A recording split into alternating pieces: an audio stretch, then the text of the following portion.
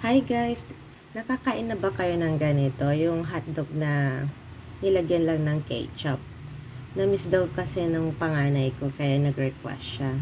Kami din guys, nung high school, ito yung inuulam namin kasi murang halaga lang. 5 pesos lang, ayan, mayroon ka ng makakain for lunch.